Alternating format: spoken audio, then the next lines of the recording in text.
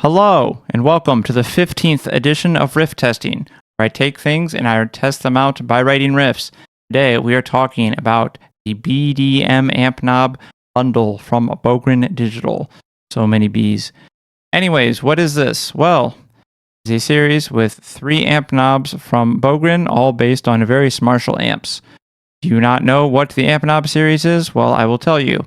It is basically trying to boil an amp sim down to one knob, so all you're doing is deciding how much gain you're dialing in. If you haven't heard it, I will show you right now what that sounds like as we slowly turn the gain up.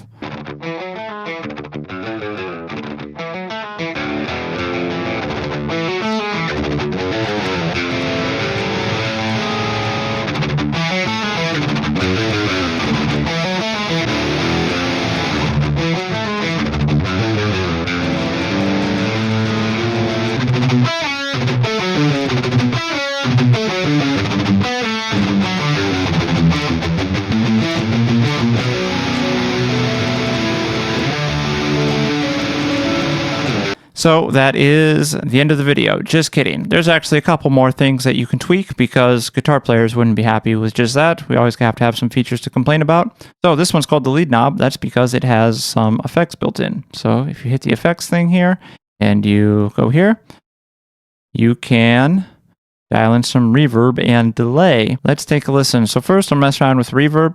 The size is dialed in pretty well. When you put it all the way down, you kind of get a small room sound, and as you go up, you kind of get into more epic sounding spaces. Let's take a listen.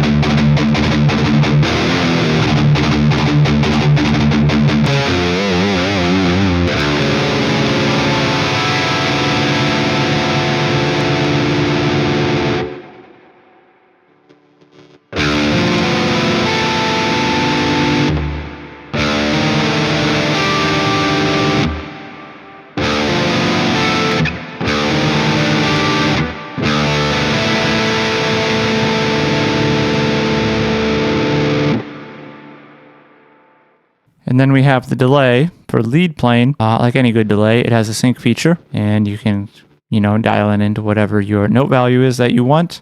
Feedback for how much it feeds back. Ping pong for if you want some stereo imaging.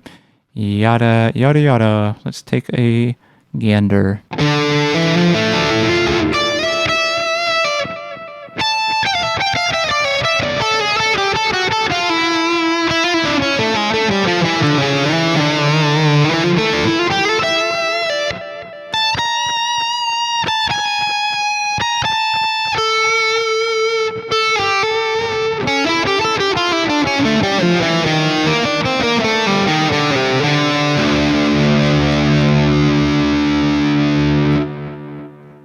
Anyway, so that is it for that. Let's look at something that the little features that you can kind of do for all of the amp knobs.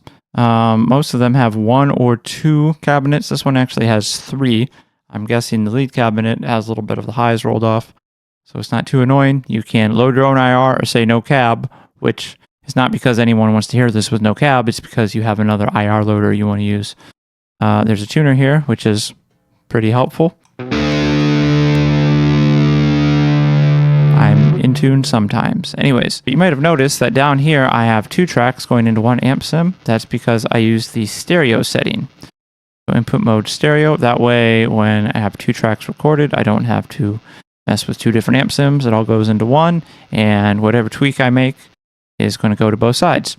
DSP quality, high or normal. So if you're tracking, you might want to put it to normal, or if you just have a slow computer.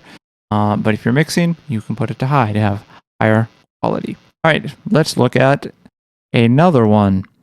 So I have the BDM 75 here. This is based on a 70s Marshall, probably a Plexi, I think. I don't know. In any case, everything is very similar. We have 2 cabs. The settings are the same. This has the reverb thing in the front. This is more of a small, I guess you would say, rhythm reverb. That's not as big and, whatever. We have our channel here, which is sort of like a pedal, but what it is, you'll notice over here that it has something going out of the input. This is called the jumped mode, which is kind of old trick of plugging one input into the other to get more gain out of it. In any case, I was definitely using the jumped mode because I was not trying to get a 70s rock sound. I was trying to get a metal sound. Let's take a listen.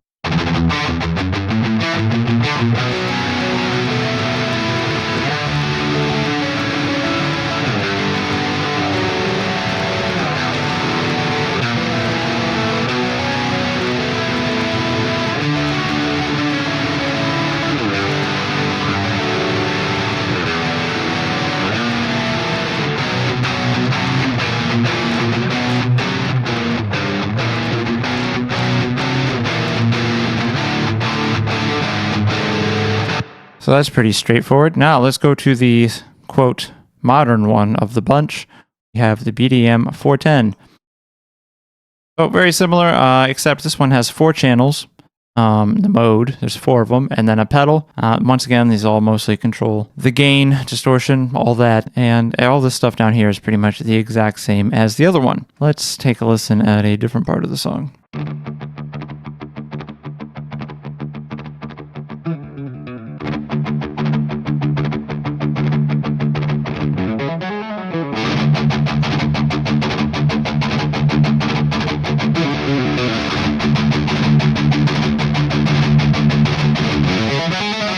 So there you go. Pretty straightforward stuff. That's kind of the whole point of the series. Get a good sound fast.